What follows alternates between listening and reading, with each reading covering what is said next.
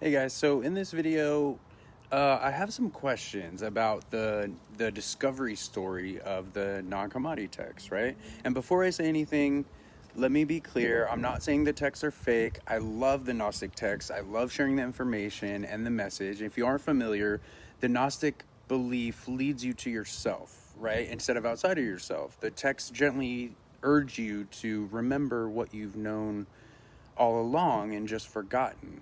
They don't tell you to go to a church or pay a tithing or that you were born a dirty sinner that needs to be sorry, feel guilty, and repent, right? In other words, it's not profitable.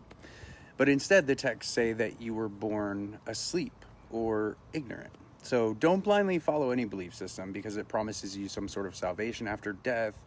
We all know what's right and wrong. No one outside of yourself knows what's best for you. Only you do. But let's get into it. So, as I'm sure you can relate, I question literally everything these days because the whole world seems like a damn psyop. And the more I looked into the story of how the Nag Hammadi texts were discovered, well, actually, any publication of them, usually it'll start off with the origin story. But the more strangely elaborate the story started to feel. So, according to the official account, in 1945, a man named Muhammad Ali El-Sammad and his brothers, they were digging for fertilizer near the cliffs of Nag Hammadi in Egypt. So they find a large clay jar. The lore is that Muhammad and his brothers, they were afraid to open the jar for fear that there was a Jinn or a Genie locked inside.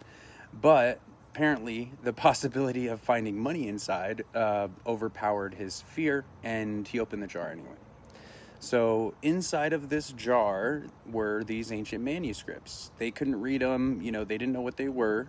But there were texts like the Gospel of Thomas, the Apocryphon of John, the Gospel of the Egyptians, and a whole lot more.